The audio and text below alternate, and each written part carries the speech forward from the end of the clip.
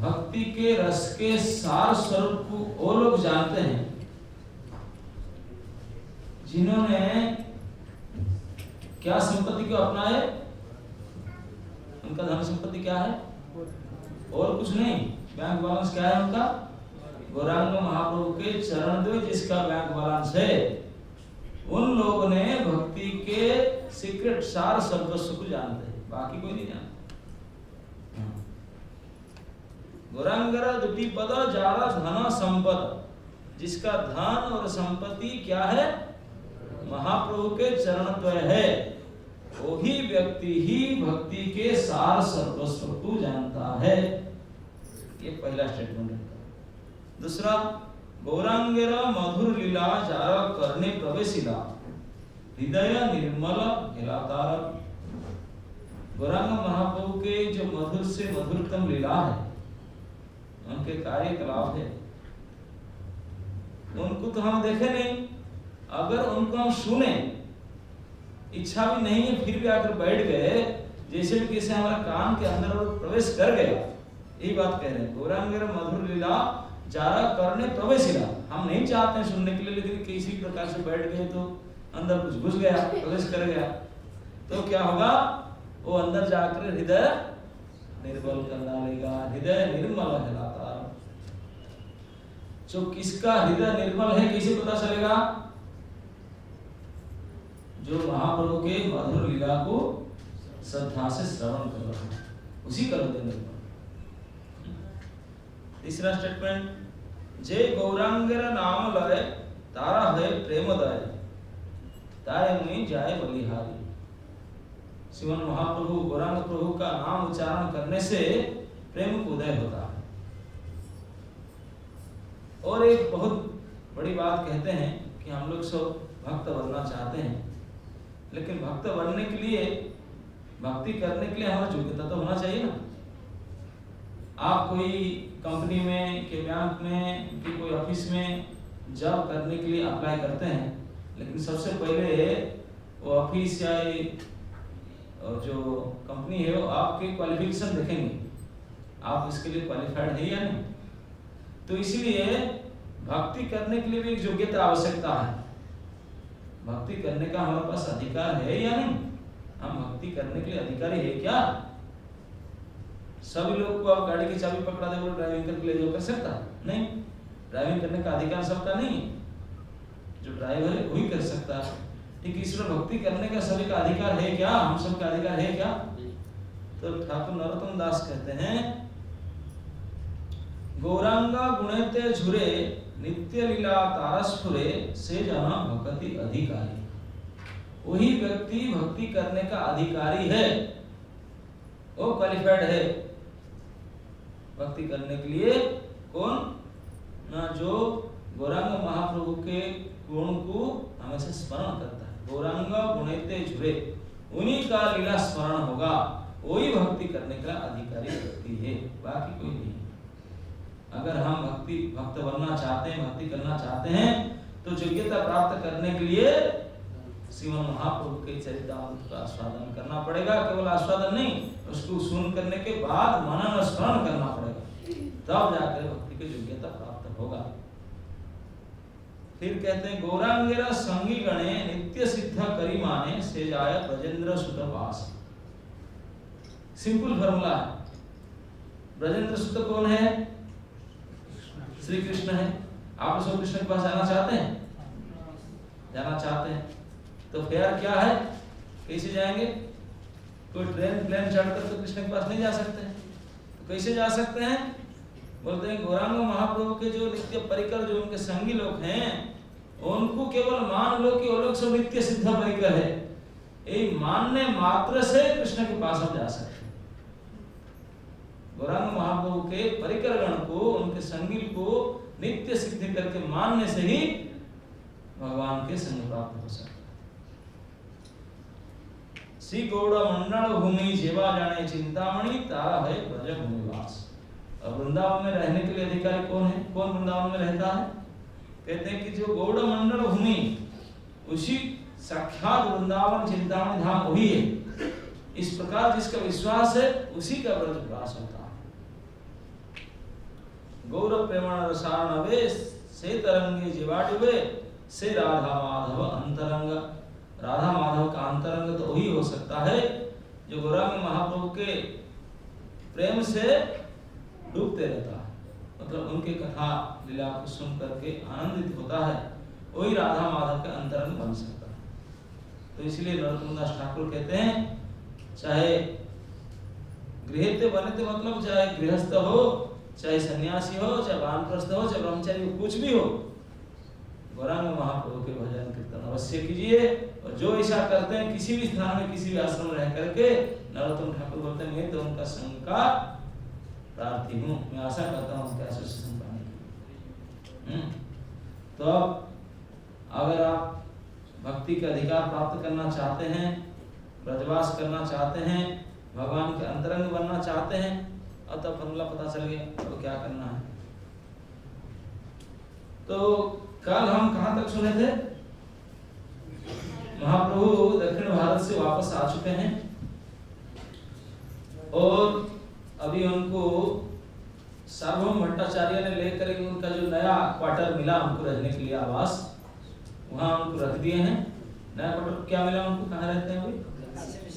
काशी मिश्र के भवन, जहाँ राजा ने उनको अलर्ट किया था, तो वहां ले करके महाप्रभु को इस रूम में रखे। महाप्रभु ने रूम को देख करके बड़े संतोष से, अच्छा रूम है, सब प्रकार के समाधान है, सब ठीक ठाक व्यवस्था है, वहीं रहने के लिए महाप्रभु बड़े प्रसन्न हुए। तो अभी सार्वभौम भट्टाचार्य को जो महाप्रभु नहीं थे, नीलाचल वासी राजा प्रतापरुद्र से लेकर के जितने बड़े बड़े विद्वान पंडित ब्राह्मण जगन्नाथ के जो प्रमुख सेवक सभी आकर उनके पीछे पड़े थे, हमारा इंट्रोड्यूस करा दो, हमारा इंट्रोड्यूस करा दो। तो सारे आकर के लाइन में खड़े हैं काशी मिश्र के भवन के सामने, और सार्वभौम भट्टाचार्य सब बोलते हैं थोड़ा जल्दी करो, कितना देर खड़े रहेंगे। तो सार्वभौम भट्टाचार्य चुप से प्रणाम करके महाप्रभु के दक्षिण पार्श्व में राइट साइड में आकर बैठे। बाकी नित्यानंद वगैरह सब और बैठे हुए हैं, बहुत सारे महाप्रभु के परिकर, नित्यानंद, जगदानंद, मुकुंद, दामोदर, इधर उनके साथी थे, वो बैठे हैं चुप से। सार्वभौम भट्टाचार्य सबसे एजेड है, सबसे सीनियर है, तो जाकर के महाप्रभु के राइट साइड में बैठ गए। बैठ करके अभी एक एक इंट्रोड्यूस शुरू करते हैं। महाप्रभु बोले अब एक पुरुषोत्तम वासी भक्तगण आपसे मिलना चाहते हैं, मैं आपसे मिला था। सबसे पहले नंबर में कौन आया, मैं कल बताया था, काशी मिश्र, घर के मालिक, हाउस ओनर सबसे पहले आया। ये तो टेनेंट है, टेनेंट तो रेंट तो देंगे नहीं, लेकिन फिर भी घर में रहेंगे। तो हाउस ओनर आकर के सबसे पहले दंडवत प्रणाम किए। वो कौन थे हाउस ओनर? उनका पोस्ट क्या था? राजगुरु है, राजा के गुरुजी हैं। वो आकर के महाप्रभु को दंडवत प्रणाम किए, सबसे पहले पहचान हुआ। अब तक तो सुने थे उनके बारे, सुन करके साक्षात दंडवत प्रणाम किए और उनका स्पर्श किए, बोले कि आप मेरे घर में रहने का स्वीकार किए, मैं धन्य हो गया, और आज से मेरा घर नहीं, मेरा पूर्ण भवन, पूरा घर, मेरा शरीर, मेरा आत्मा, मेरा संपत्ति, सब कुछ मैं आपको समर्पण कर दिया। ऐसा कह करके रो रो कर दंडवत प्रणाम किए। हाउस ओनर सीधा, बताइए, ऐसे किराएदार को देखा? किराएदार नहीं, हाउस ओनर। वो आकर किराएदार को बोलेगा घर तुम्हारा है, ये शरीर तुम्हारा है, मेरी संपत्ति तुम्हारा है, सब कुछ तुम्हारा है, बस आप यहीं रहो। ऐसे कहे तो महाप्रभु उनको उठा कर आलिंगन किए। आलिंगन करते ही उनको क्या दर्शन दिलाए?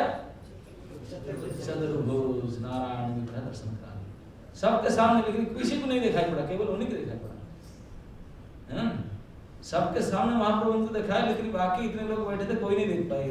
केवल काशी मिश्र देख रहे हैं और वो देख रहे हैं। दोनों को समझ गए, वो बिल्कुल कृतकृत्य होकर के साइड में बैठ गए, अपने को मान लिए साक्षात नारायण तुम्हारे घर में आ गए। तो इसके बाद में और कौन कौन आए, इस बात को देखते हैं।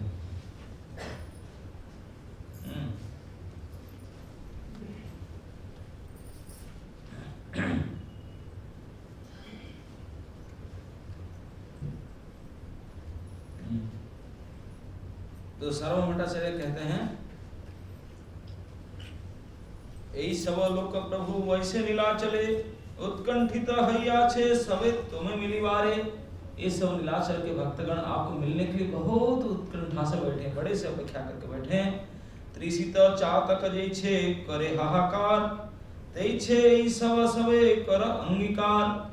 चातक पक्षी एक विशेष प्रकार के पक्षी है, जिनका लक्षण है कि वो हमेशा चातक की आवाज आप सुनेंगे, आवाज करते हैं, लेकिन केवल बारिश के पानी पिएंगे और दूसरे नदी का पानी नहीं पिएंगे।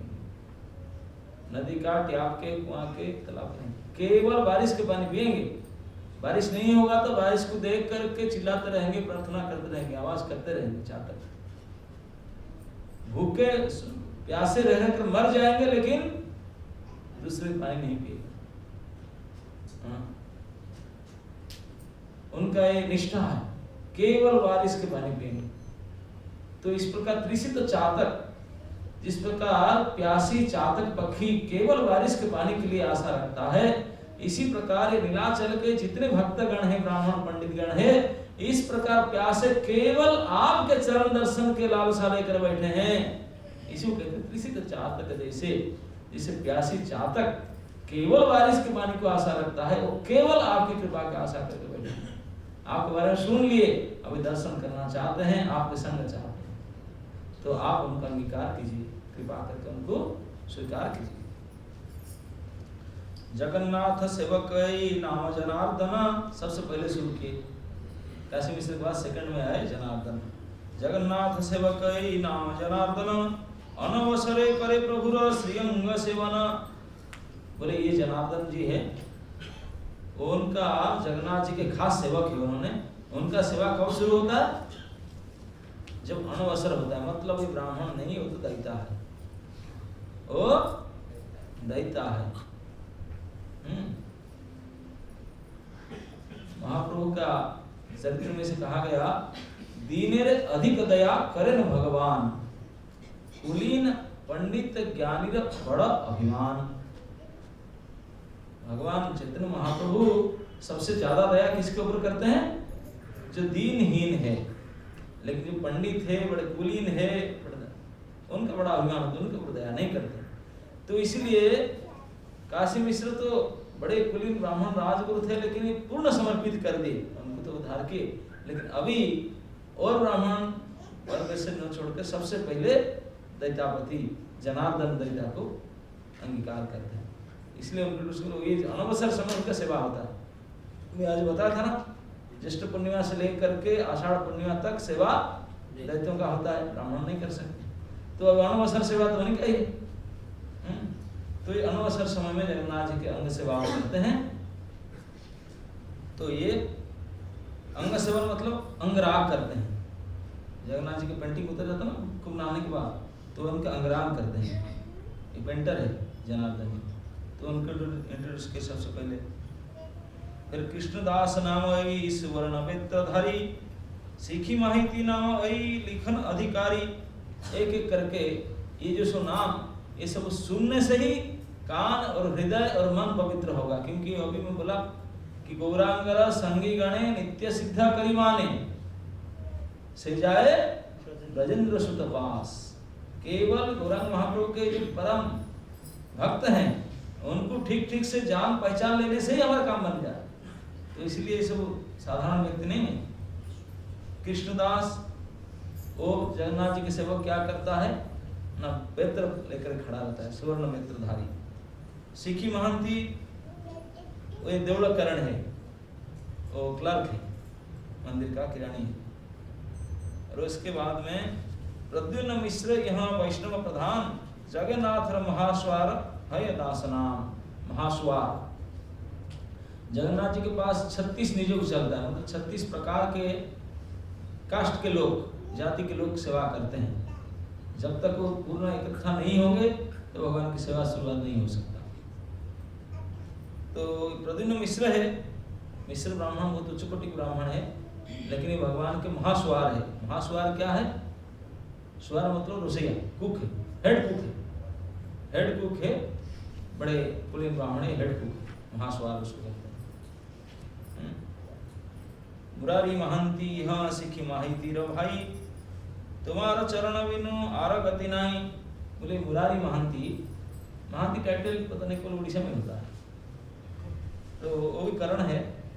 तो सिखी महंती का भाई है। सिखी महंती जो इसे कहा गया है कि महाप्रभु के नीलाचल में 3.5 निकटतम पार्षद थे। जो निकट पार्षद थे कितने थे? 3.5, 3.5 थे। अब जानते हैं कौन कौन है? हाँ बोलिए। हाँ, हाफ है उनके बहन थे माधवी देवी, और बाकी 3 थे जो हमेशा महाप्रभु के 2 साइड में 2 बैठते थे, राइट एंड लेफ्ट, सर्व दामोदर, रामानंद राय और ये सिखी महंती और उनके बहन माधवी देवी। ये 3.5 उन्हें निकटतम पार्षद थे पूरी में। तो सिखी महंती के भाई थे वो। मुरारी महंती बोलते हैं कि उनका केवल आपके गुणगान के अलावा और कुछ उसका जीवन में गति नहीं है। तो श्री डिसाइड कर लिया। चंदनेश्वर सिंहेश्वर मुरारी ब्राह्मण, विष्णुदास यह ध्याये तुम्हारा चरण। ये जितने सब चंदनेश्वर, सिंहेश्वर, विष्णुदास, ये हमेशा केवल आपके चरण के आस लेकर बैठे हैं। प्रहराज महापात्र यहाँ महामती, परमानंद महापात्र यहाँ रसंहति। बोले ये प्रहराज महापात्र है। उसके प्रभुपाद ने परिचय देते प्रहराज का अर्थ क्या है। प्रहराज शब्द ये उड़ीसा के टाइटल है। प्रहराज, अमुक प्रहराज, प्रबंध प्रहराज। प्रहराज मतलब एक प्रहर, मतलब एक प्रहर, एक प्रहर को 3 घंटा को एक प्रहर कहते हैं। और राज मतलब राजा। तो प्रहराज टाइटल उनको इसलिए मिला कि कभी कभी ऐसे सिचुएशन आता है, कभी जो राजा थे हठात उनका अगर देहांत हो जाता है किसी कारण से, युद्ध में किसी कारण से देहांत हो जाता है, तो इमीडिएट दूसरे सीट तो खाली नहीं रहेगा।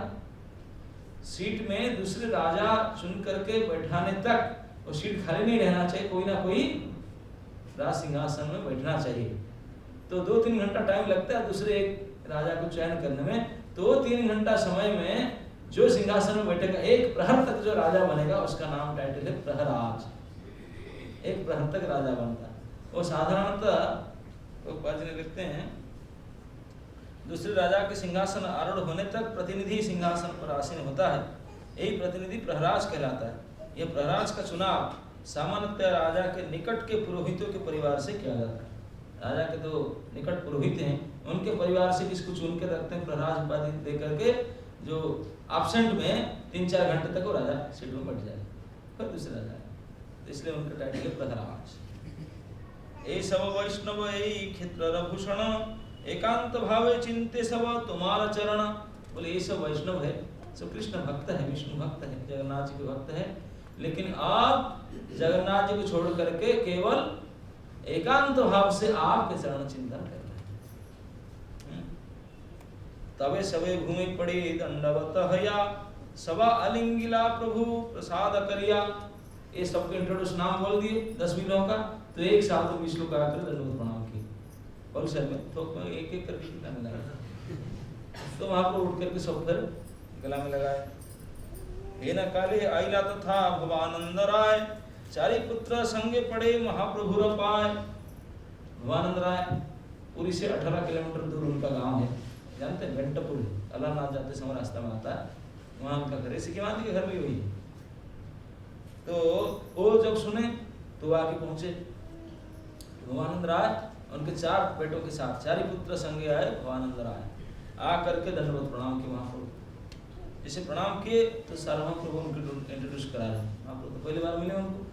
सार्वभौम कहे ऐ राय भवानंद, यहाँ प्रथम पुत्र राय रामानंद। बोले ये जो प्रणाम कर रहा है बड़े आदमी, उनके भवानंद राय है, ये उनके 4 बेटे हैं, लेकिन उसका पहला लड़का तो रामानंद राय है। और रामानंद राय के बारे में बोलना जरूरत नहीं, क्योंकि ऑलरेडी महाप्रभु जो दक्षिण यात्रा गए और आए, रामानंद का महिमा ऐसे बताया गया है। तो इसलिए सार्वभौम संक्षेप में बोल दिया, ये जो आपको प्रणाम कर रहा है 4 लड़के के साथ, ये भवानंद राय है, उनका पहला लड़का तो राय रामानंद है। बस इतने सुन करके महाप्रभु खड़े हुए। तभी महाप्रभु तारे कहले आलिंगन, स्तुति करी कहे रामानंद रविवरण। महाप्रभु तुरंत खड़े होकर उठा कर आलिंगन किए और रामानंद के बारे में बोलने लगे महाप्रभु। अब वो नहीं बोले, सार्वभौम सुंदर स्वयं महाप्रभु बोलने लगे, रामानंद हेन रत्न जहर तनय, तहर महिमा लोके कहन न जाए। बोले रामानंद जैसा पुत्र, जैसा पुत्र रत्न जैसा है, ऐसा रत्न जैसा पुत्र जिसका है, तो उसका महिमा में क्या कहूँ, उसका कहीं नहीं जा सकता उसका महिमा। तो साक्षात पांडु तुम्ही तुम्हारा पत्नी कुंती, पंच पांडव तुम्हारा पंच पुत्र महामती। अभी मुझे पता चला आप 5 लड़के, 1 नंबर के लड़का रामानंद राय, तो मैं समझ गया आप तो साक्षात पांडु है। ये 5 लड़के पांडव है। प्रथम पांडव कौन है? युधिष्ठिर है। धर्मराज, बोले धर्मराज साक्षात प्रेमराज कौन है? रामानंद राय। और बाकी ये 4 और पांडव है, और आप साक्षात पांडव महाराज है, और आपकी पत्नी साक्षात कुंती देवी है। राय कहे आमी शूद्र अभिषयी अधम, तब तुम्हें स्पर्श ईश्वर लक्षण। राय है ना, कास्त है, ब्राह्मण तो है नहीं। तो बोलते हैं कि देखो मैं तो कायस्थ हूँ, शूद्र हूँ, राजसेवी हूँ, लेकिन फिर आप ब्राह्मण है, इतने बड़े सन्यासी है, आप मुझे आलिंगन कर रहे हैं, मुझे सम्मान कर रहे हैं, ये मुझे लगता है कि आप साधारण नहीं, आप साक्षात ईश्वर है। ईश्वर के लक्षण दिखाई पड़ता है।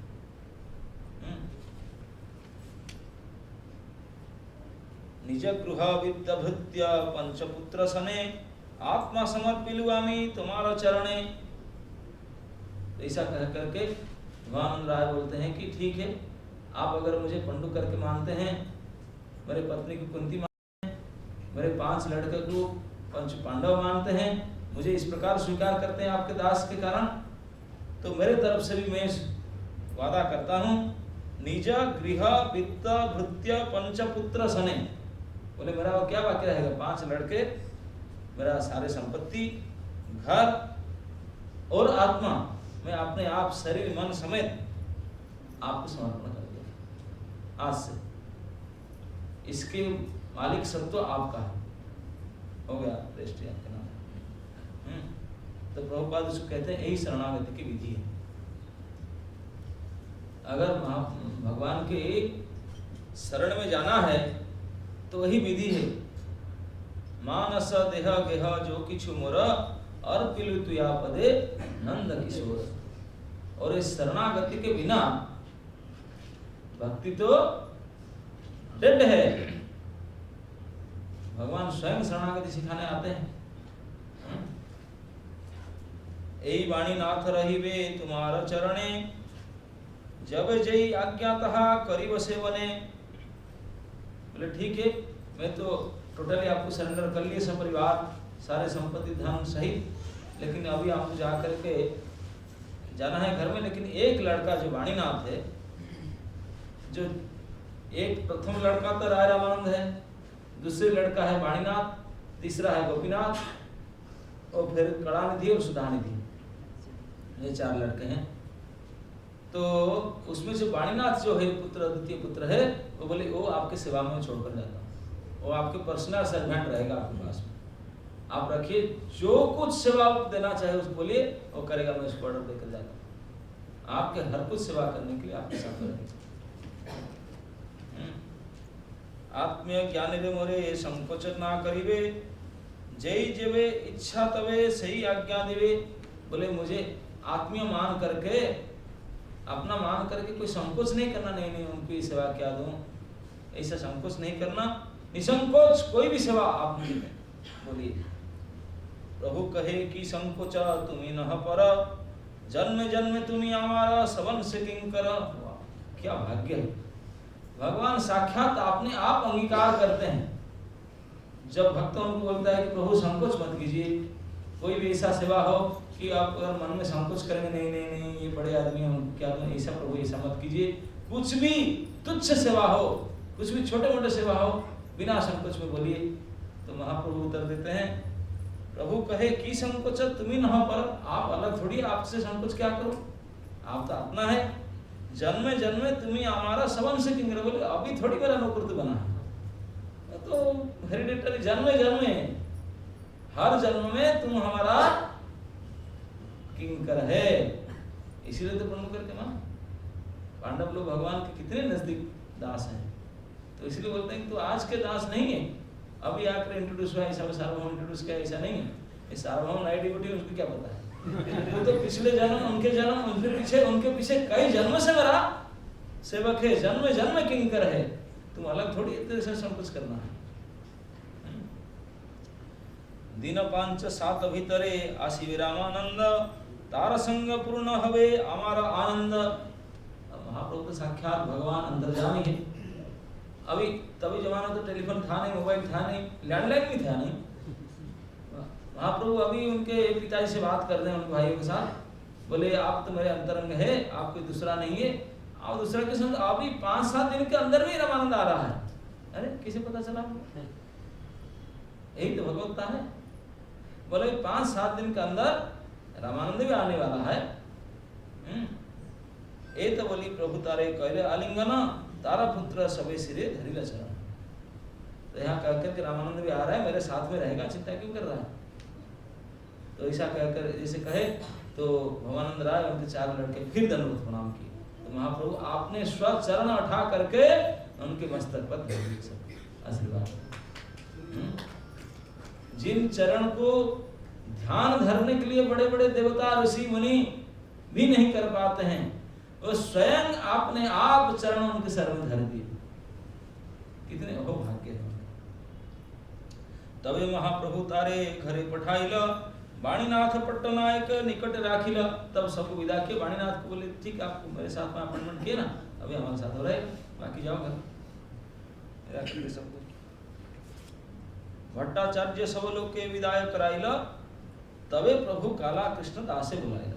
तब जो नीलाचल के बाकी सब भक्त आए थे, सब इंट्रोड्यूस कराकर भट्टाचार्य बोले अभी सब जाइए। अभी महाप्रभु आए, हम सब अपना प्राइवेट मामला तो बातचीत करेंगे। उनके लोग सब बैठे हैं। जब सब चले गए, पुरी के लोकल लोग सब चले गए उनके घर से, रूम से, तब महाप्रभु क्या किए, जो साउथ इंडिया से वापस आए, उनके साथ जो असिस्टेंट गया था, जानते ना कौन गया था, काला कृष्णदास गया था, उसको बुलाए। अभी सब लोकल लोग, बाहर लोग चले गए, केवल अपना आदमी बैठे। कौन कौन बैठे हैं अभी? हाँ 4, नित्यानंद, जगदानंद, मुकुंद और दामोदर, यही 4। इन 4 को छोड़कर गए थे ना कल बताया, ये 4 बैठे हैं, बाकी सब गए। तो सार्वभौम में चले गए, तब काला कृष्णदास को बुलाया। प्रभु कई भट्टाचार्य सुन इहार चरित, दक्षिण क्या छिल यहाँ हमारा सहित। बोले क्या बताऊं, अब ये जो लड़का है मेरे साथ साउथ इंडिया टूर में गया था, है ना। अब उसका कैरेक्टर मैं क्या बताऊं। भट्टथारी काछे गेला हमारे छड़िया, भट्टथारी है तो यहाँ अनिलु उद्धारिया। बोले ऐसा परेशानी किया, मुझे छोड़ करके साउथ इंडिया में, केरला में मुझे छोड़ करके दूसरे ग्रुप में भाग गया। मेरा सेवक बनकर गया था, पर्सनल सर्वेंट बन करके। अब मैं केरला में था, चुपचाप मैं सुबह उठकर ढूंढना है कहाँ गया सर्वेंट, मुझे छोड़ के दूसरे ग्रुप में ज्वाइन कर लिया। हाँ, दूसरे ग्रुप में ज्वाइन कर लिया। मैं बहुत फाइटिंग करके छिड़ा कर जबरदस्ती करके लाया, उनसे बचा करके उद्धार करके लाया। एबे अमी यहाँ आनी करिलाम विदा, अभी यहाँ तक लाया, यहाँ लाकर मैं उसको विदा करता हूँ। अब मैं उसको नहीं सकता, छोड़ देता हूँ उसको। जहाँ इच्छा जाओ आमा सरे नहीं आ रहा, अब मेरा कोई रिस्पॉन्सिबिलिटी नहीं। अब देखिए ये बात आता है, विचारने की बात है। महाप्रभु के चरित्र में बड़े अद्भुत लीलाएं हैं। आप सुने होंगे, आगे आएगा छोटा हरिदास, उन्होंने सन्यासी थे, महाप्रभु के निकट परिकर थे। एक बार ऐसी घटना हुआ था कि महाप्रभु को भोजन दिलाने के लिए वहां पे किसी ने इनवाइट किया था। तो उन्होंने बोले महाप्रभु आएंगे प्रसाद पाने के लिए, तो कोई अच्छे ग्रेड का चावल हो, बासमती चावल कहीं मिल जाए तो कुकिंग करें, महाप्रभु भोग लगाएं। तो बोले कहाँ मिलेगा बासमती चावल ना, वो बेंटपुर पुराना घर उनका है, सिक्की माइती के घर में जाएं तो उनका घर में चावल मिल सकता है, बिल्कुल बासमती चावल। ये आजकल के भेजाल बासमती नहीं, ओरिजिनल बासमती जिसको बोलते हैं, वो यहाँ खेत में उगा कर को रखें, उनका घर में मिल सकता है। तो जाके आधा किलो मांग कर ला सकता है। छोटा हृदय से मुझे अब जाकर थोड़ा मांगता है। तो गए तो सिक्की महाराज घर में नहीं थे, उनके बहन माधवी देवी थे, वो भी बड़े एजेड महिला हैं। तो उनको जाकर के मांगे, महाप्रभु के भोजन के लिए निमंत्रण किया गया है, उनका घर में प्रसाद होगा, थोड़ा चावल दे सकते हैं 1-8 किलो। तो बोला हाँ क्यों नहीं भेजिए। तो ला करके चावल दिए, तो छोटा हृदय ला करके चावल के यहाँ दिए। तो इतने में महाप्रभु पता नहीं था, महाप्रभु गए प्रसाद खाते समय बोले इतने सुगंधित चावल है कहाँ से मिला। अंदर जाते हैं जानते हैं ये बढ़िया चावल कहाँ से, एक ग्रेड का चावल कहाँ से आया। तो बोले वो हरिदास जी ने गए थे, हरिदास कहाँ से लाया ना, बेंटपुर जाके किसी की मान के घर से माधवी देवी से मांग करके लाए। अच्छा, प्रसाद खा ली, खाने के बाद बोले गोविंद आज से हरिदास को बोल देना मैं उसका मुंह नहीं दिखना चाहता।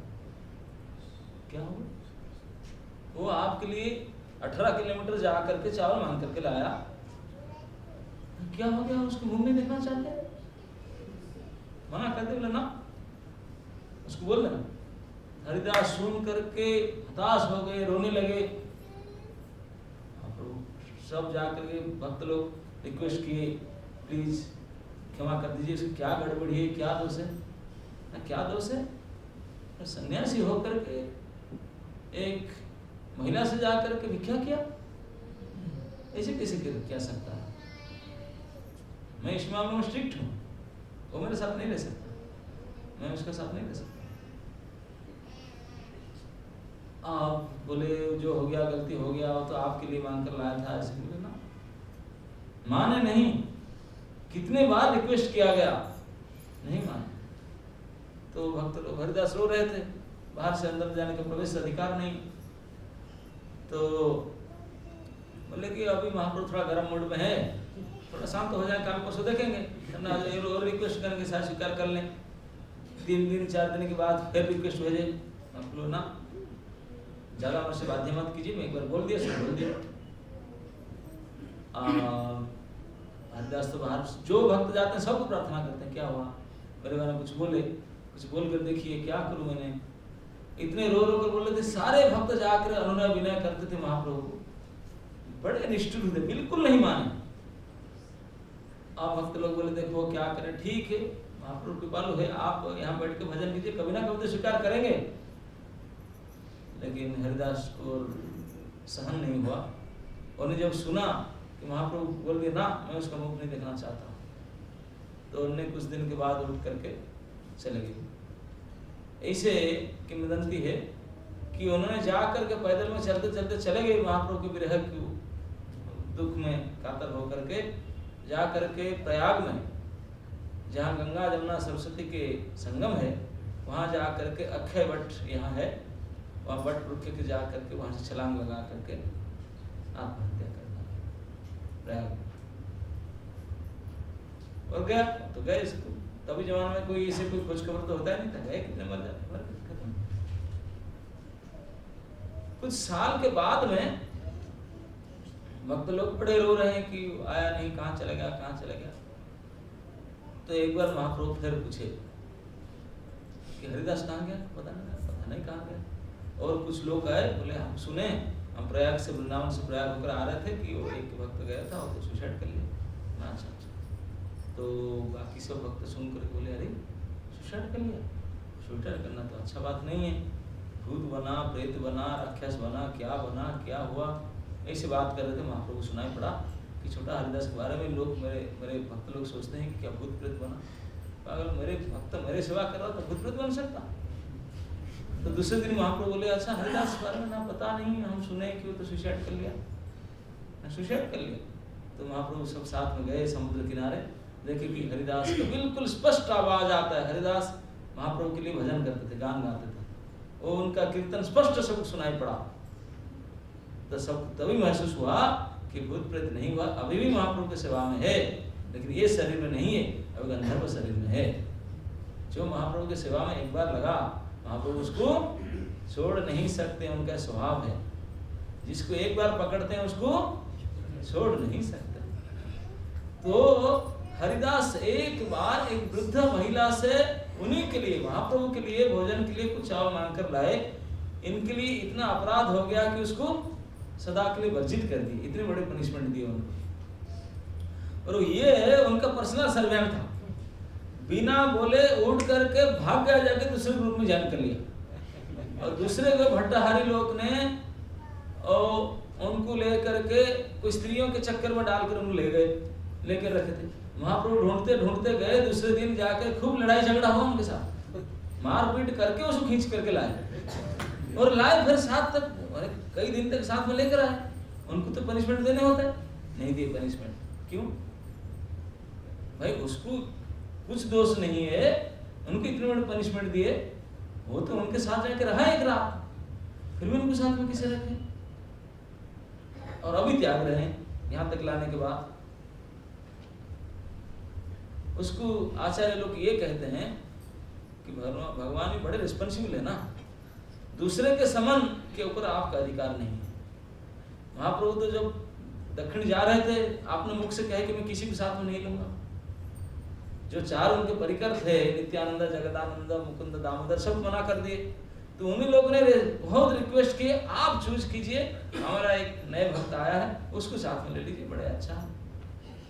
तो वो नित्यानंद प्रभु के फॉलोअर थे, तो उनको बोले ठीक है, ये नई डिवोटी उसको ले लेंगे। उनको लेकर गए थे। अब वो तो उनके परिकर तो थे नहीं, परिकर किसके थे?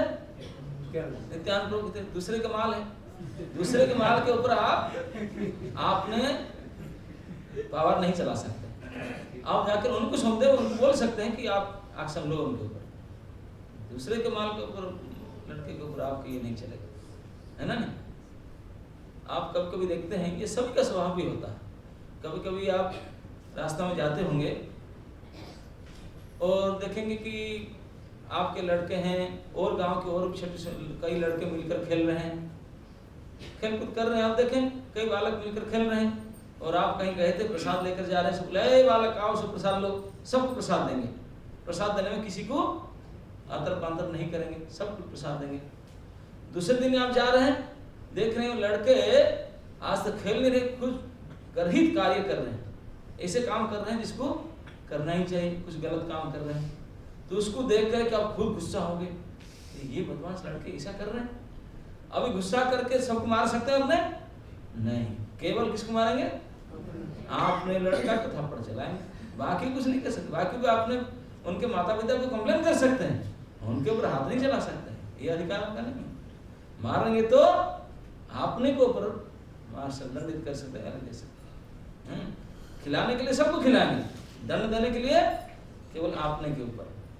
तो इसीलिए महाप्रभु उनको दंड नहीं दिए, उसको खींच कर लाए, लाकर अभी एकांत प्राइवेटली बुलाए, सबके सामने नहीं बुलाए, उन चारों के सामने बुलाकर देखो ये ऐसा लड़का है, दिए थे, अब ये ऐसा काम किया, सारे अभी उनके सामने बता दो। देखिए शिष्टाचार होता है, कोई गड़बड़ी किया सबके सामने नहीं बोलना है, जिन्हें आदमी से बोलना चाहिए इस समय में उन्हीं के सामने, अपने आदमी के सामने बुलाया, उन चारों के सामने बुलाकर बुलाया, देखो ऐसा ऐसा किया, और भाई मैं आज से उनको त्याग करता हूँ, मेरे ऐसा सर्वेंट नहीं चाहिए, उनका जो इच्छा हो जाए, यहाँ तक मैं लेकर आया, बस मैं अभी छुट्टी, ना आई एम फ्री, मेरा कोई अभी दायित्व नहीं है भाई, अभी तक मैं ढूंढ कर लाया उसको, क्योंकि आपका सामान है, अब अगर हम छोड़ कर आता आप पूछते हमारे कृष्णदास कहाँ है, तो इसलिए मैं लेकर आया, अभी आपको सौंप दिया, अभी मुझे नहीं पूछने का, अभी वो जहाँ जाना है जाने दो।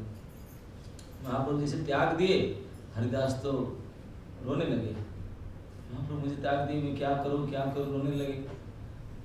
महाप्रभु बोले तुम जो करना करो, मैं तो नहीं किसी का करूँगा। तो महाप्रभु बोल के चले गए। तब हरिदास रो रहे थे, तब वो चारों बैठ के मीटिंग की, नित्यानंद पार्टी, ये बैठ के मीटिंग करके उनको स्वीकार के बोले रो मत, कुछ ना कुछ करेंगे, चिंता मत करो। बोले चलो महाप्रभु तो आपको रखेंगे नहीं, मना कर दिए, तो आपको दूसरी जगह में सेवा लगा देंगे। तो जाकर के महाप्रभु बोले अब देखिए, अभी आप दक्षिण भारत जब चले गए 2 साल तक, आप बंगाल में सची माता, अदिताचार्य, आपके जो निकट भक्त लोग हैं, ये सुन करके बड़े दुखी हुए हैं। अब आप आगे वापस से खबर उनको भेजना चाहिए, खबर मिलने से सब खुश होंगे, आपको देखने के लिए आएंगे, सच्ची माता भी आश्वस्त होगी, और कुछ प्रसाद वगैरह उनके भेजना चाहिए आपको ना, आप जैसा चाहते हैं ऐसा करो, अच्छा होगा ऐसा करने से। तब ये सेवा किसको दे, वो 4 लोग तो जाएंगे नहीं, तो उस कृष्णदास को महाप्रसाद वगैरह दे करके खबर देकर उनको भिजवा दो, बोले जाओ यहाँ नहीं रह सकते आप, वहाँ जा करके बंगाल में रहो, सच्ची माँ की सेवा करो और भक्तों की सेवा करो, वहाँ भेजते। तो उन्होंने महाप्रसाद और सब लेकर के गए, जाके सची माता के पास महाप्रसाद दिए और खबर दी कि अभी महाप्रभु गए थे, वापस आ चुके हैं। सची माता बड़े प्रसन्न हुए, जाकर अदिताचार्य को बोले और सभी भक्तों को बोले, सब सुन करते बड़े प्रसन्न हुए। अदिताचार्य तो 3 दिन का फेस्टिवल कर दिए। हाँ, वो अनाउंस के सारे भक्त लोग इकट्ठा आ गए, महाप्रभु वापस आ गए दक्षिण भारत से, अब 2 साल के बाद वापस आए। अब हर साल में वो बंगाल से लोग सब भक्त लोग जाते थे महाप्रभु से मिलने के लिए, लेकिन 2 साल तक तो महाप्रभु एब्सेंट थे, तो क्यों जाएंगे। और 2 साल तक उन्होंने पुरी भी नहीं गए, जगन्नाथ दर्शन भी नहीं किए, महाप्रभु दर्शन नहीं किए। असली तो उनके दर्शन किसको करने जाते थे, महाप्रभु, जगन्नाथ दर्शन में कोई इच्छा इसलिए जाते। तो इसलिए 2 साल तक 2.5 साल तक आए नहीं थे। 2.5 साल के बाद में जब उनको मैसेज मिला कि महाप्रभु वापस आ चुके हैं, तो इतने खुश हो गए सारे भक्त मंडली, पूरे नवद्वीप के भक्त मंडली सारे इकट्ठा होकर के अदिताचार्य घर में फिस्ट बनाए, 3 दिन तक फेस्टिवल की। तो ये 3 दिन तक फेस्टिवल किए।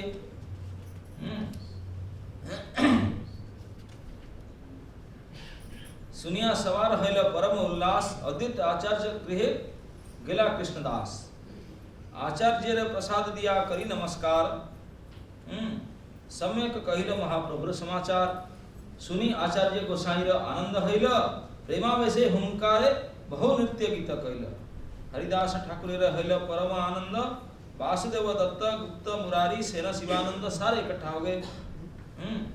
श्री राम पंडित आर पंडित दामोदर, श्रीमान पंडित आर विजय श्रीधर, राघव पंडित आर आचार्य नंदन, कतेक कहिब आर जत प्रभुर गण।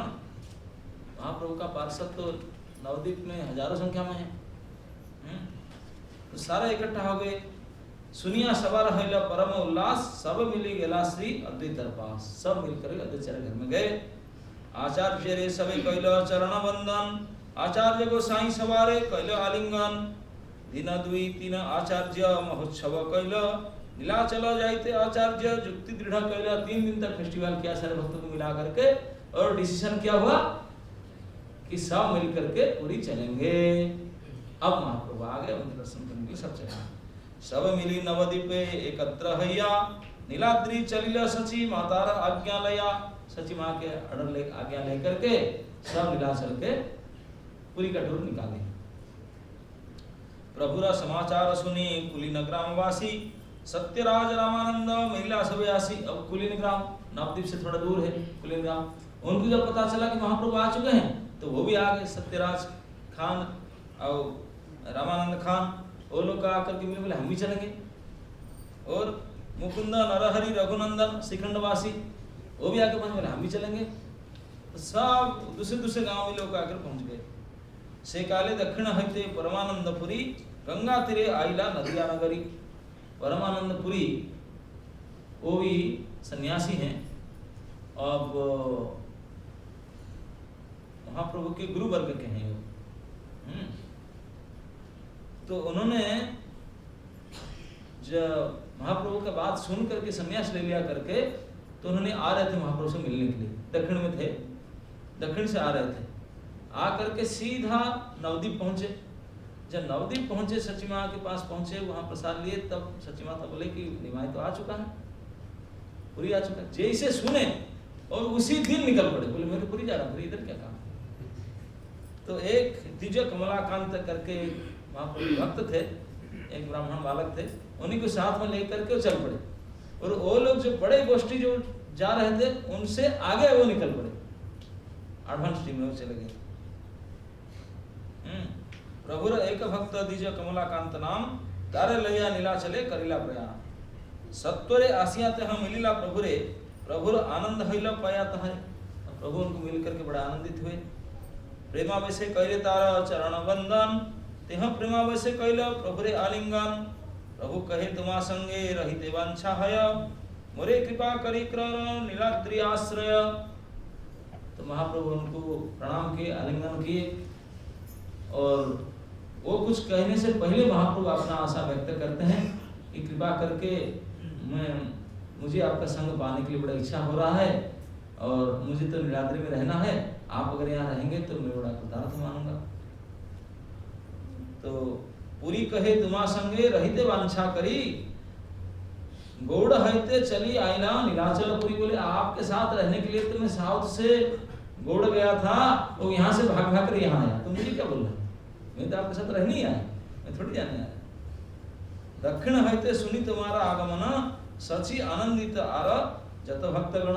बोले मैं अभी अभी नवद्वीप से आ रहा हूँ और आपके समाचार सची माता को मिल चुका है, बहुत प्रसन्न है वो, और सारे भक्त लोग बड़े ग्रुप लेकर अभी आए हैं, मैं तो आगे आ गया। सबे आसित छन तुम्हारा देखिते तासवार विलंब देखी आई राम त्वरित। उन लोग को जो धीरे धीरे आ रहे हैं, मैं इसलिए जल्दी से आ गया। तो परमानंदपुरी वो माधवेंद्रपुरी ईश्वरपुरी उन्हीं के समस्कंद है, तो इसलिए गुरुवर्ग मानते महाप्रभु उनको। काशी मिश्र आवासे निभृते एक घर प्रभु तारे दिल आर सेवार किंकर। तो महाप्रभु देखिए सब जो आते हैं उन्हें परिकर उनको व्यवस्था करते हैं। तुरंत परमानंदपुरी के लिए उस काशी मिश्र के भवन में एक और सेपरेट कमरा उनके लिए अपन अलग कर दिए, और एक सर्वहांड भी दी। एक विधि है, एक रूम और एक सर्वहांड, क्योंकि पानी ये सब तब जमाना तो अटैच बाथरूम कमरा होता ही नहीं था, ये सब जाना आना सब क्यों करेंगे, तो एक सर्वहांड देना पड़ेगा। तो एक किंकर और एक रूम परमानंदपुरी के लिए अलग किए। आराधिने आइला स्वरूप दामोदर प्रभुर अत्यंत मर्मी रसेर सागर। स्वरूप दामोदर आए। स्वरूप दामोदर का परिचय देते हुए बोलते हैं, पुरुषोत्तम आचार्य तारा नाम पूर्वाश्रमे नवद्वीपे छिलाते हैं प्रभुर चरणे। जब चैतन्य महाप्रभु निमाय पंडित के रूप में नवद्वीप में लीला कर रहे थे, तब ये एक ब्राह्मण बालक थे, सेम एज के ब्राह्मण बालक थे, बड़े पंडित थे। जैसे चैतन्य महाप्रभु निमाय पंडित जो स्कूल में पढ़ते थे, इस स्कूल में पढ़ते थे, उनका क्लासमेट है। और उनका नाम था पुरुषोत्तम आचार्य। आचार्य ब्राह्मण है और उन्हीं के बराबर के पढ़ाई में थे। और महाप्रभु के लक्षण को देख करके, उनके रूप, उनके रंग, उनके चरित्र, उनके लक्षण को देख करके आपने जीवन प्राण को उनके प्रति न्यौछावर कर चुके थे। वो क्लासमेट के समय में, स्कूल के समय बोले अगर जीवन है तो उन्हीं के लिए है, ऐसा उन्होंने संकल्प कर चुके थे। लेकिन भाई पता चला ये तो रात में उठकर भागे जाएगी, संन्यास ले ली।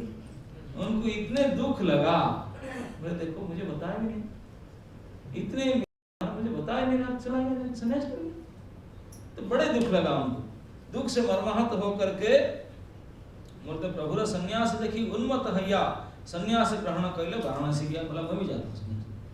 वो बनारस चले गए, नवद्वीप से बनारस जाकर के वो भी संन्यास ले ली। बोले वो भी मायावादी से मैं भी ले लूँ, जाकर के संन्यास ले लिए। चैतन्यानंद गुरु तारा आज्ञा दिले न तारा वेदांत पढ़िया पढ़ाओ समस्त लोग। अब महाप्रभु किसे संन्यास लिए? केशव भारती काटवा में लिए। तो उन्होंने काटवा नहीं गए, उन्होंने बनारस चले गए पुरुषोत्तम आचार्य, जा करके गुरु बनाया किसको? चैतन्यानंद। चैतन्यानंद भारती उनसे जा करके दीक्षा ले ली सन्यासी की। और तो गुरुजी ने उनको आदेश दिए दीक्षा दे करके, आप ऐसा करो वेदांत पढ़ो और सब लोग को पढ़ाओ। वेदांत के टीचर बनाए उनको। परम विरक्त हो परम पंडित काय मने आश्रय से श्री कृष्ण चरित्र। बोले वो तो परम विद्वान पंडित थे और जीवन में कृष्ण के ही भक्त बनेंगे एक संकल्प कर चुके थे। निश्चित कृष्ण भजीव यही तो कारणे उन्मादे करिलते हैं संन्यास ग्रहणे। तो संसार के लोग, परिवार के लोग मुझे डिस्टर्ब नहीं करेंगे, मैं केवल निश्चिंत में कृष्ण भजन करूंगा, कोई मुझे डिस्टर्ब नहीं करेंगे, इसीलिए जाके संन्यास ले लिए। लेकिन संन्यास पूरा नहीं लिए। बोलते संन्यास करिला शिखा सूत्र त्याग रूप जोगपट्ट नानिल नाम हैल स्वरूप। उसको समझाते हैं कि संन्यास ग्रहण करने के बाद पुरुषोत्तम आचार्य ने नियम अनुसार अपनी चोटी तथा जनेऊ तो त्याग दिए।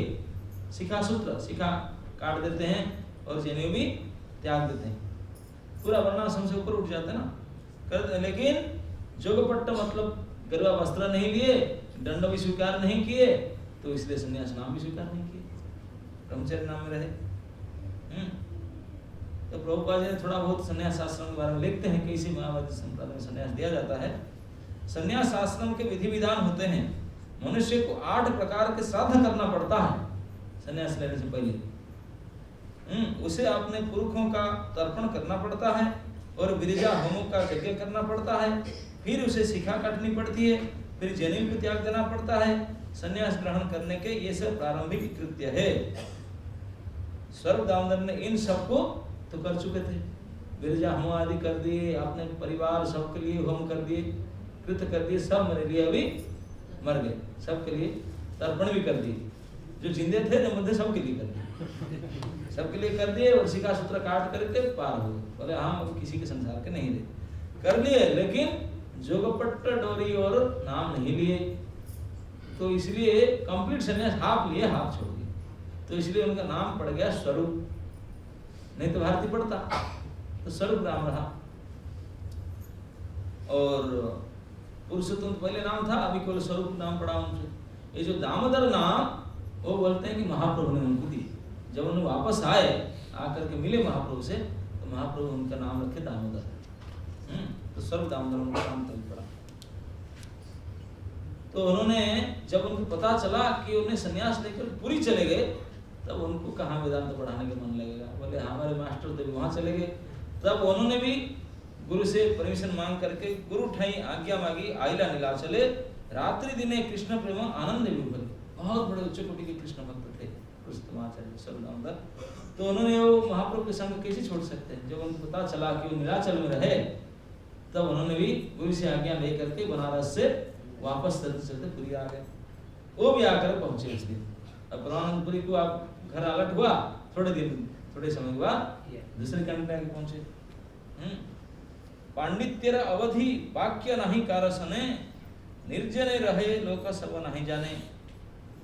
कृष्ण रस तत्ववेत्ता देह प्रेम रूप साक्षात महाप्रभुर द्वितीय स्वरूप, ये उनका परिचय है। इतने बड़े विद्वान पंडित थे, मतलब पांडित्य अवधि लिमिट है, लिमिटलेस पांडित्य है उनका, और ज्यादा किससे बातचीत नहीं करते हैं, चुपचाप रहते हैं, बहुत पहुंचे हुए महात्मा थे।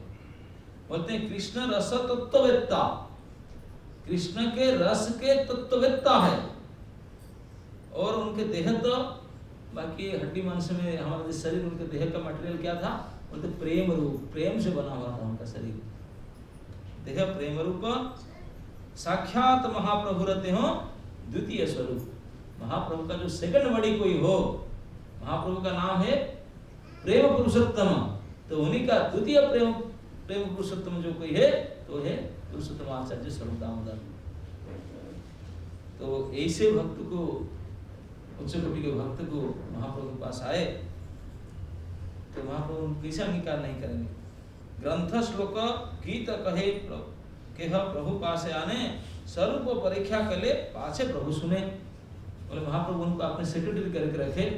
कोई भी व्यक्ति कोई किताब, कोई श्लोक, कोई गीत, कोई कुछ भी लेकर के महाप्रभु के पास लेकर आते हैं, फर्स्ट सेक्रेटरी उनको टेस्ट करेंगे, सर्व दामोदर उसकी परीक्षा करेंगे, अगर फिट है तो महाप्रभु के पास भेजेंगे, नहीं तो रिजेक्ट। ये उनका काम है। भक्ति सिद्धांत विरुद्ध आर रसाभास सुनीते नहाय प्रभुर चित्तिर उल्लास। क्यों? क्योंकि महाप्रभु हमेशा भक्ति में परम उत्कृष्ट चरम सीमा पर रहते थे। तो अगर कभी कभी कोई ऐसा कोई बात कह दे जो भक्ति सिद्धांत के विरुद्ध हो, कि भक्ति रस में कोई गड़बड़ है, रसाभास हो जाए, तो महाप्रभु को बड़े विकार हो जाएगा, बड़े दुख होगा। तो इसलिए महाप्रभु को दुख नहीं हो, इसलिए सबसे पहले वही परीक्षा करते, चेक करते थे। किसी भी श्लोक में, कभी पद्य में, कभी ग्रंथ में अगर कहीं थोड़ी गड़बड़ी है, कोई रसाभास है, कोई सिद्धांत के विरुद्ध बातें हैं, तो वही रिजेक्ट कर देते, पास ही नहीं कर देते। क्योंकि महाप्रभु फिर सुन करके, उनको पढ़ करके दुख पाएंगे। तो इसलिए रसाभास और भक्ति सिद्धांत को उन्होंने नहीं देते। तो उसके परपट में प्रभुपाद लिखते हैं, तो जो महाप्रभु के जो फॉलोअर होना चाहिए, तो उन लोग भी बड़े सतर्क होना चाहिए दो बातों पर। क्या ना, बहुत बहुत भक्त मिलते हैं, हमारे जैसे मिलेंगे, उर्ध्व पुंड्रधारी, सीखा, चोटी सब लिए हैं, लेकिन बहुत अपसंप्रदायी हैं, आवल बावल नेड़ा बच्चे। तो 12 तो भक्ति विनोद ठाकुर ने तभी जमाने में लिस्ट किए थे। आजकल जमाना तो कितने बढ़ गए होंगे पता नहीं, है ना। हर महीना 2 महीना में एक फ्रिक्शन होता है, कोई एक नया संप्रदाय बनते चला जा रहा है। तो कितने बढ़ गए होंगे अपसंप्रदाय। तो इसलिए बहुत सतर्क रहना चाहिए।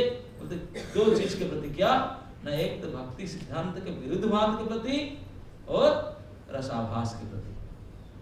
हमको रस के बारे में पता चले तभी ना, तो पता होना चाहिए भक्ति का रस के बारे में।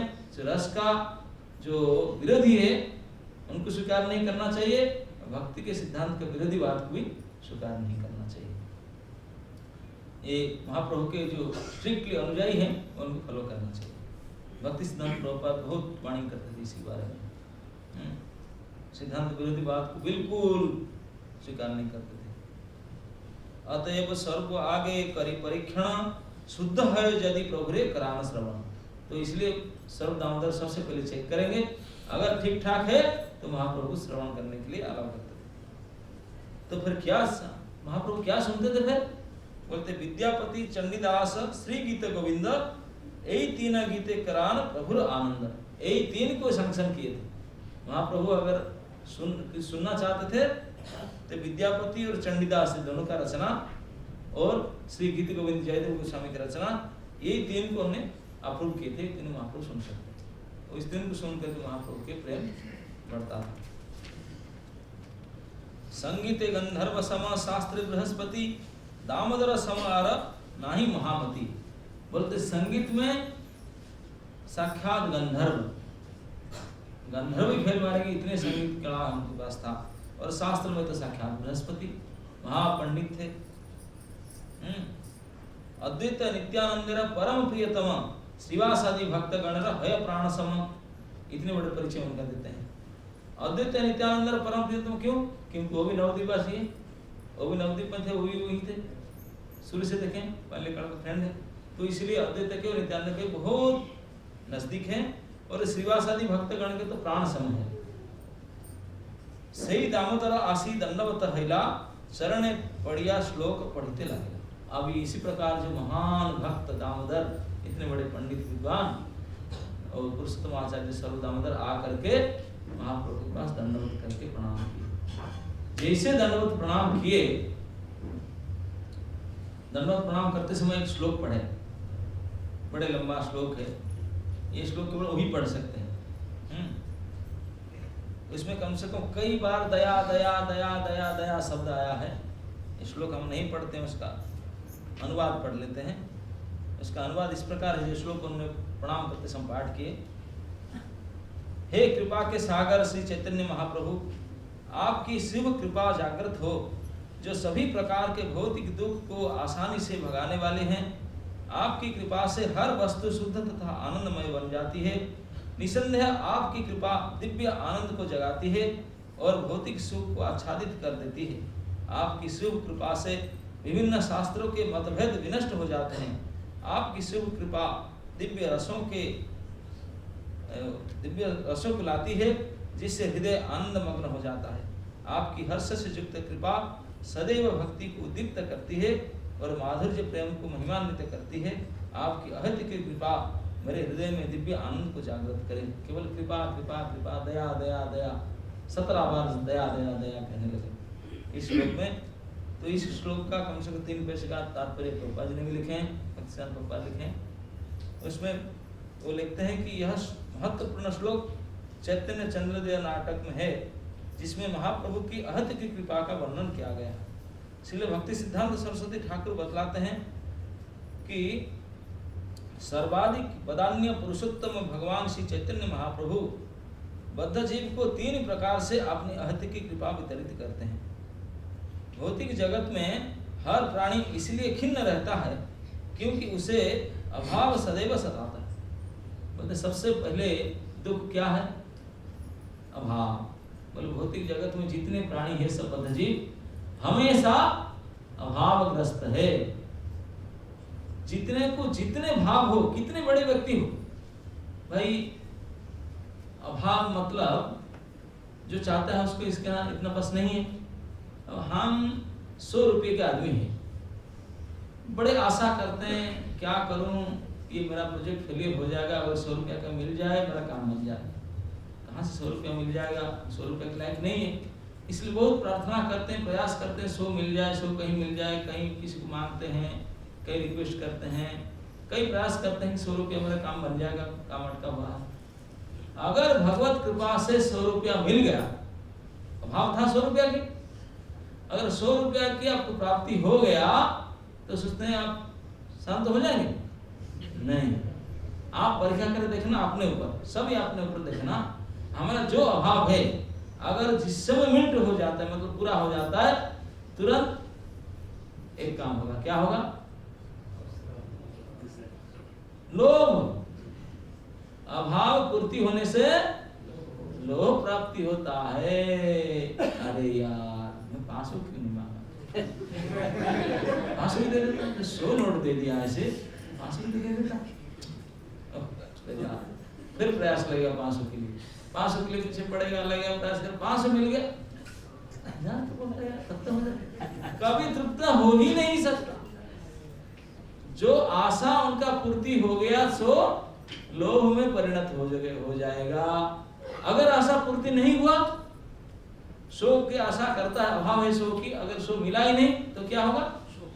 नहीं, क्रोध। ये दोनों महात्मा 2 साइड में बैठते हैं। आशा का 2 साइड में 2 बैठते हैं, कौन? क्रोध और लोभ।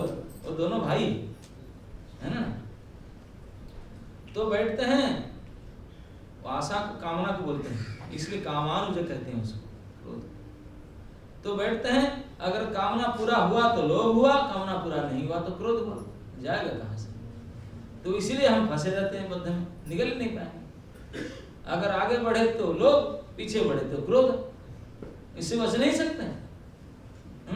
तो हमेशा अभावग्रस्त रहते हैं, कितने भी मिल जाए फिर भी बोलते हैं कभी ये हो जाता, इतना हो जाता, कभी भी सेटिस्फाइड नहीं हो ही नहीं सकते। तो बोलते हैं हमेशा अभावग्रस्त रहता है बद्ध जीव। तो इस अभाव को पूर्ति करने के लिए ना जाने कितने जन्मों से सुबह से शाम तक, शाम से सुबह तक भरसक प्रयास करता है कि अभाव पूरा हो जाए, पूरा हो जाए, लेकिन कभी पूरा नहीं हुआ। शास्त्र में तो कहते हैं कि अभी हम लोग सुख का आशा करते हैं ना, लेकिन हम सुख का डेफिनेशन ही पता नहीं, सुख है क्या चीज हमको पता ही नहीं। सुख क्या वस्तु है, लिक्विड है कि सॉलिड है, ये भी पता नहीं। हाँ, पता नहीं सुख की आशा करते हैं। तो हम किस प्रकार सुख की आशा करते हैं? सुख बारे में तो कुछ पता ही नहीं, हम ज्ञान ही नहीं, तो कौन सा सुख की आशा करते हैं? तो शास्त्र कहते हैं कि जो सुख की आशा बद्धजीव करता है, सुख कैसा है ना, वो सुख नहीं है, दुख की निवृत्ति की सुख मानता है। क्या चाहता है कि दुख मिट जाए तो बाकी क्या रहेगा, सुखी रह जाए। तो दुख निवृत्ति क्यों प्रयास करता है कि दुख मिट जाए तो सुखी सुख रह जाए, लेकिन ऐसा नहीं है। दुख मिट जाना अलग बात है और सुख प्राप्त होना अलग बात है, ये हमको पता ही नहीं। हमको एक्सपीरियंस है क्या चीज का, दुख का। सुख का एक्सपीरियंस तो है, कभी पहले पढ़ा है, कभी सुखी हुआ ही नहीं हमने, तो सुखी बारे में कैसे पता चलेगा? No identification, nothing. सुख आके सामने रख दिया जाएगा, हम पहचानेंगे क्या चीज है, बताएं। दुख बिल्कुल समझे, क्योंकि न जाने करोड़ों जन्म से झेलते आए, पता है, अच्छी तरह से पता है। तो इसलिए दुख के बारे में पक्का एक्सपीरियंस है, तो इसलिए हम इसी को मानते हैं कि हमारा दुख मिट जाए तो सुखी सुखी हो जाएंगे। हम दुख निवृत्ति के लिए ही प्रयास करते हैं।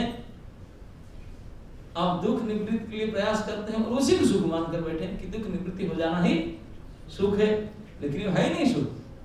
दुख निवृत्ति को सुख नहीं कहा जाता, सुख कुछ और वस्तु है, लेकिन हम तो इसी को मानते हैं। और वो भी दुख निवृत्ति को कैसे मानते हैं सुख, वो भी शास्त्र में भागवत में कहते हैं कैसे। कभी कभी हम जाते हैं और कई उदाहरण दिया गया है भागवत में, बताते हैं कि एक व्यक्ति जाता है एक बहुत बड़े बोझा ढो करके, 50 किलो 60 किलो के बोझा ढो रहा है, आपने सामान है ढो करके जा रहा है और बहुत तकलीफ हो रहा है, चलकर जाना पड़ता है और शरीर को बड़े पीड़ा होता है, इतने बड़े बोझा भारी ढोकर जा रहा है। तो आंख से आंसू टपकता है, ओह कितने पेन हो रहा है, इतने गर्मी, बहुत भारी बोझा है, तो क्या करूं, इस कष्ट से, इस दुख से निवृत्त होने के लिए क्या उपाय करूं, कुछ बुद्धि नहीं सूझता उसका। जब निरुपाय निसहाय होता है तो क्या करता है, तो ठाकुर जी की याद करता है। तब ठाकुर जी की याद करता है, हे प्रभु कुछ कर दो, बड़े दुख है, कुछ कर दो, बड़े दुख है। तो प्रभु सामने आते हैं, चलो मैं आ गया, क्या चाहिए। तो भगवान सामने प्रकट हो जाते हैं, तब उनसे प्रार्थना का मांगते हैं, क्या ना मेरा ये दुख का भी रिलीफ कर दो। भगवान बोलेंगे सोच लो, मुझे मांग रहा है आपने, मैं आ रहा हूं सामने, सोच लो क्या ना, नहीं बस यही मेरा दुख है, इमीडिएट रिलीफ यही चाहिए, तो बाकी काम बन जाएगा। अभी मेरा दुख तक बोले सर में ही पेन हो रहा है, सर के पेन रिलीफ हो जाए, बाकी में ठीक हो, और क्या चाहिए, कुछ नहीं चाहिए। भगवान बोले ओके सो बीट। बोले क्या करूं, मैं उपाय बता देता हूँ, सर का दर्द दूर हो जाएगा, ना क्या ना बोझा उठा कर कंधे में ले लो। तो सर से बोझा को उठा करके कंधे में धर लिया, so nice, thank you so much. क्या बात बता दिया, अरे बिल्कुल दर्द कम हो गया, है ही नहीं, बिल्कुल फ्री हो गया। थैंक यू करके सो नाइस एंजॉय कर रहा था, सो नाइस खत्म नहीं हुआ, कंधा टूटने लगा। अब क्या करूं, फिर रोने लगा, हे प्रभु और कोई उपाय नहीं दिखता, अब कुछ बता दो, क्या करूं, कंधों में दर्द हो रहा है। तो भगवान आए, बोले क्या करूं ना, अभी तो वही प्रॉब्लम है, वही प्रॉब्लम सब कर दो, बाकी ठीक रहेगा, और क्या, अभी तो प्रॉब्लम है, दुख यही है। तो भगवान फिर उपाय देते हैं, तो क्या, इस कंधा सटा, इस कंधा बोले, वाह ये बुद्धि पहले से नहीं था। तो उठा करके वो झाड़ इस कंधे में फेंकेगा नहीं, छोड़ेगा नहीं उसको, हाँ रखेगा। भगवान अगर बोलते छोड़ दो, नहीं नहीं नहीं छोड़ूंगा नहीं, तो इस कंधा में लिया तो oh thank you so much, so nice, शब्द कंधा के रिलीफ। अब बिल्कुल कोई कष्ट नहीं है। अब कष्ट नहीं है कहते खत्म नहीं हुआ कि इस कंधा में दर्द शुरू हुआ। तो हमारा यही रोटेशन चलता है, कभी इस कंधे से इस सर के ऊपर, कभी इस कंधे, कभी टांग करके, कभी पीठ में। बोझा जाएगा कहाँ? जब तक बोझा हम नहीं छोड़ेंगे, बोझा हमको थोड़ी छोड़ेगा। कौन बोझा पकड़ा है? बोझा हमको पकड़ा ना, हम बोझा को पकड़ेंगे? हाँ, हम पकड़े हैं तो हमको छोड़ देना पड़ेगा। छोड़ देने से फ्री नहीं छोड़ेंगे, छोड़ेंगे नहीं और सुखी होना चाहते हैं। कैसे सुखी होंगे? है ना? अगर सुखी होने के लिए भी चाहते हैं तो भगवान को प्रार्थना के, भगवान सामने भी आए तो उनके सामने यही प्रार्थना करेंगे कि एक अंधा के पेन उसकी रिलीफ कर दो, जैसे हम सभी भी करते हैं। अगर केवल वो जो परीक्षा में पास हो जाए ना, तब तो मनोकामना। फिर तो कई भक्त लोग मुझे कहते हैं, मैं देखा हूँ कई भक्त लोग, मतलब प्रभु जी मैं जा रहा हूँ अमेरिका 2 साल के लिए, 3 साल के लिए। क्यों ना? बस यहाँ इंडिया में इतना कमाई नहीं हो पाता है, 3-4 साल यहाँ नौकरी करूँ, फिर तो राधा कुंड में ही मुटिया होना है। आप तो फिर भजन ही भजन, और क्या? फिर तो एकांत निष्ठा भजन करो। अब पता नहीं मैंने अभी 3 साल वही कर लूं, अब वो होता ही नहीं। कभी 3 साल 30 साल बीत जाता तो कहाँ? तो ऐसे हम सोचते हैं कि अगर ये परीक्षा हो जाए, केवल एक कोर्ट के कचहरी का केस है, ये मिट जाए, ये काम हो जाए, ये मिट जाए, तब तो आनंद। कितने बार मिट जाए तभी कभी नहीं होगा, हो ही नहीं सकता, क्योंकि आनंद के बारे में हमारा एक्सपीरियंस है ही नहीं है। हमको पता नहीं आनंद क्या चीज है, कैसे मिलेगा आनंद? लाकर हम कोई दे भी दे, भगवान सुख दे दे, हमको एक्सपीरियंस नहीं, हम समझ नहीं पाए। हमको एक्सपीरियंस केवल दुख का ही है, तो इसलिए दुख से मिटाना चाहते हैं, वही प्रार्थना करते हैं। तो बद्ध जीव का सबसे बड़ी स्थिति अभावग्रस्त दुखी है। इस दुख से मिटने के लिए वो प्रयास करता रहता है, करते करते अथक प्रयास करते, फिर भी दुख मिटता ही नहीं, नए नए बनकर आता है। तो बोलते हैं कि भगवान की सबसे पहले कृपा ही है भक्ति का, कि ये दुख को मिटा देगा। कैसे मिटा देगा?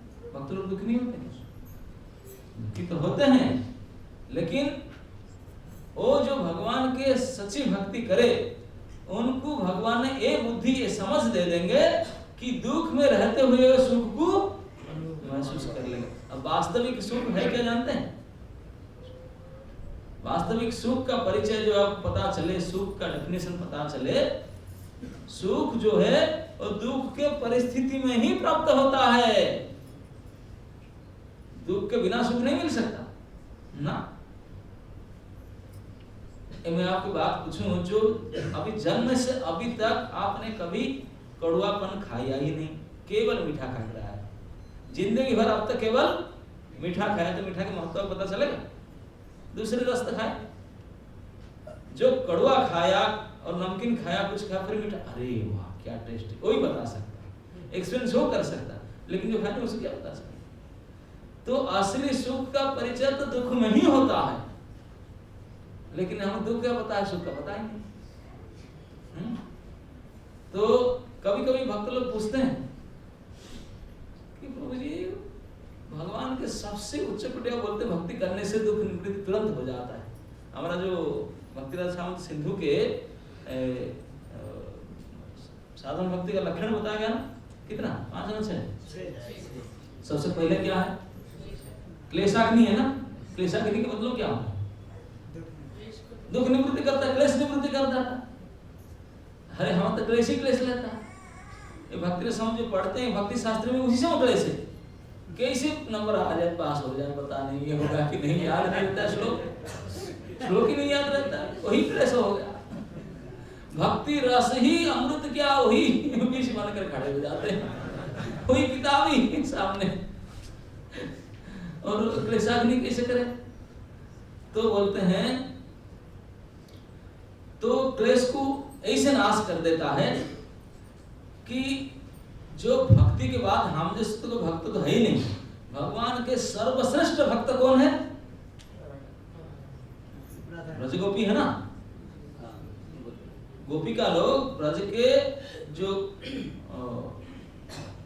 गोपियां हैं, ब्रजबाला हैं, वो तो भक्ति का उत्कृष्टतम सीमा पर खड़े हैं और उनका जो भक्ति के चरम सीमा पर पहुंच चुके हैं, उनको केवल रोना ही रोना पड़ा,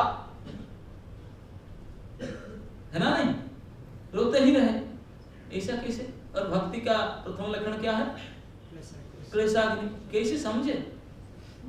समझ पाएंगे? भक्ति का पहले लक्षण कहता है दुख निवृत्ति, क्लेश से निवृत्ति। और जो सबसे एक नंबर के भक्त, उनका जिंदगी भर रो रो करके गया। कैसे माने की भक्ति है? और वो बोलते एक नंबर के भक्त रोते ही रहते, है ना? महाप्रभु भक्तावतार हैं, आंख से अनवरत बारिश की तरह झड़ी पानी गिर रहा था, रो रहे थे। यही भक्ति। और क्लेशाग्नि कैसे? वो ऐसे ही है, ये हमारे समझ में नहीं आएगा, क्योंकि हम सुख के एक्सपीरियंस नहीं है। सुख ही है। सुख क्या है? रोना ही सुख है, ये पता नहीं हमको। क्योंकि रोना दो प्रकार के होता है। रोने का राग दो रागणी में चलता है। आप लोग कलाकार हैं, जो राग गाते हैं, रोने का भी दो राग होता है। एक सुर चलता है, जो सुर से राग रोना होता है, वो सुख प्राप्ति करता है। दूसरा बेसुरा जो गाते हैं, रोना होता है, वो दुख के लिए होता है। तो हम लोग की असली राग में रोए नहीं आते, क्योंकि अभी तक इतिहास पुराण में प्रसिद्ध है, कोई एक भी जीव भगवान के नहीं होया अभी तक बिना रोए। कोई ये बोल सकता नाम किसका? नहीं। बिना रो करके भगवान के पास तक तो कोई जा ही नहीं सकता। एक ही उपाय है, अगर जाना हो तो कस करके रोना पड़ेगा। और यही सुख है, उसका अंदर इतने सुख है, इतना सुख है, जो रोए सोई जाने। हम लोग का रोना तो सब उल्टी दिशा में चल रहा है ना? नहीं, हम ये कहा कि गौरांग बलिते हवे पुलक शरीर, हरि हरि बलिते नयन में नीत। आप कितने हरि हरि करते हैं, कभी आंख से पानी गिरा? कैसे? हमको तो लगता है पानी है ही नहीं, शायद हमको सूख कैसा है। पानी है नहीं तो निकलेगा कहां से? कितना हरि हरि करने लगता था हमको ऐसा ही है, कुछ निकलता नहीं। कितनी बार करो, 16 माला भी कर लो, एक ड्रॉप भी नहीं निकलता। तो मालूम चलता है शायद पानी है नहीं, से सूख गया, है ना? नहीं, ड्राई हो गया, बोरिंग भी फेल। बोलते नहीं बोरिंग फेल नहीं है, हरी मत है। कैसे ना? अभी कोई आपको इस सभी के सामने, इतने लोगों के सामने खड़ा करके खूब अपमानित करके 2 थप्पड़ लगा दे, देखना बिना मोटर में पानी निकला। मोटर में हमने नहीं करना पड़ेगा, पानी धड़ाधड़ निकलेगा। हाँ, तो पानी तो है, लेकिन ये निकलता तभी नहीं निकलता, क्योंकि ये बेसुरा है। सही मेथड से ट्रक नहीं चला है। सही गियर जब डालेंगे तो इसी हिसाब से जब पानी गिरे तो इसमें कहा गया भक्ति योगा, भक्ति योगा, भक्ति योगा धना, भक्ति योगा, भक्ति यही कृष्ण नाम स्मरण क्रंदना। भक्ति योग धन बोलते, भक्ति योग ही धन है। और धन क्या है? ना कृष्ण नाम में स्मरण और क्रंदन ही भक्ति है, और कुछ नहीं है। तो भक्ति का क्या डेफिनेशन है? कृष्ण नाम बोल करके रोना ही भक्ति है, वही धन। हम कृष्ण नाम बोलकर तो प्रसाद खाते हैं, आनंद होता है, रोए थोड़ी है, एक्सपीरियंस कहाँ है पता है? तो इसी को बोलते हैं कि ये जो सबसे बड़ा प्रथम दुख हमारा पास अभावग्रस्त दुख है, वो केवल भगवान की दया से ही प्राप्त हो जाए। भगवान की दया, भगवान की भक्ति की प्राप्ति, एक तो इस अभाव से ग्रस्त हो जाएंगे। दूसरे जो 3 काम होता है, उस 3 प्रकार की दया, जो कहते हैं 3 प्रकार दया क्या है, जो भक्ति के द्वारा प्राप्त होता है।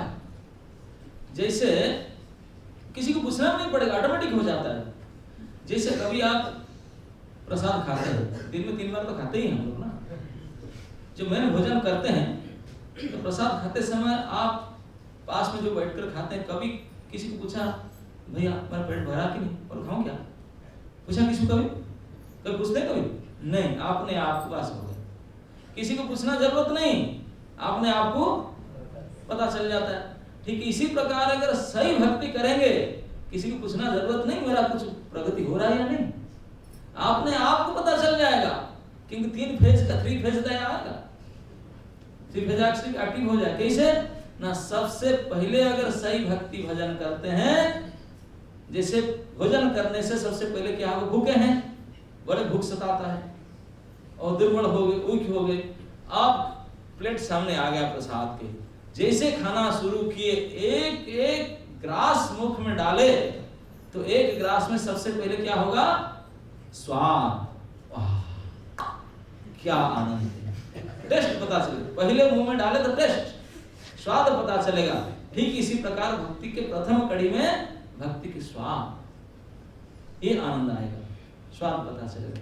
और दूसरे जैसे जैसे ग्रास खाते जाएंगे, जो क्षुधा आपका जो परेशान कर रहा था, क्षुधा निवृत्ति होने लगेगा, वो छूटने जाएगा। जो दुख परेशान कर रहा था वो धीरे धीरे मिटते जाएगा, निवृत्ति होगा, क्षुधा निवृत्ति होगा और शक्ति प्राप्ति होगा। ये 3 काम जैसे एक एक ग्रास खाने में होता है, ठीक इसी प्रकार अगर सही भक्ति करेंगे, भगवान की दया 3 प्रकार का होता है। कि सबसे पहले है भौतिक जगत के जो आकर्षण के प्रति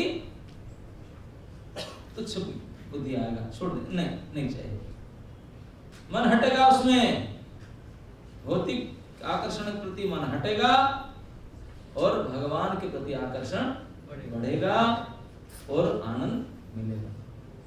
ये 3 प्रकार की दया है, ये केवल भक्ति से प्राप्त होता है। तो पुरुषोत्तम आचार्य स्वरूप दामोदर आकर के उस भजन को, उस श्लोक को गा करके इस 3 दया के लिए ही, दया के अवतार चैतन्य महाप्रभु को प्रार्थना की। समय है ना, नहीं है? कितना मिनट है? हो गया, पूरा करते हैं। सारा तैयार करने के लिए नहीं हो पा रहा। ठीक है, किसी का कोई प्रश्न है?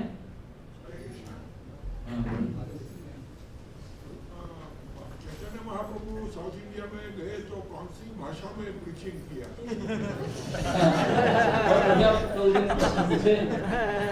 महाप्रभु जब दक्षिण भारत में गए, दक्षिण भारत में यहाँ तो 4 स्टेट है, 4 भाषा चलता है, और वो स्टेट के अंदर 4 भाषा तो मुख्य है, उसका अंदर और भी कुछ सब्सिडियरी भाषा में चलता हो। लेकिन ये पता चलता है कि महाप्रभु के जो वादानुवाद होता था लगभग देव भाषा में होता था, संस्कृत भाषा में। हाँ, और महाप्रभु के दूसरी भाषा की आवश्यकता नहीं था, वो तो केवल हरिनाम करते थे, उसके लिए भाषा क्या जरूरी है? वो हरे कृष्ण कीर्तन करते थे, उसी को सुनाते थे, उसी को गाते थे, उसके लिए कोई भाषा का जरूरत नहीं है, कोई लिंग्विस्ट होना जरूरत नहीं। कीर्तनिया की क्या भाषा जरूरत है? कहीं भी जाओ सेम भाषा, चाहे आप तमिल में गाओ हरे कृष्णा, आंध्र में गाओ हरे कृष्णा, कन्नड़ में गाओ हरे कृष्णा, हिंदी में गाओ हरे कृष्णा, हरे कृष्ण है, उसमें भाषा क्या जरूरत है? एक ही जरूरत है, हरे कृष्ण।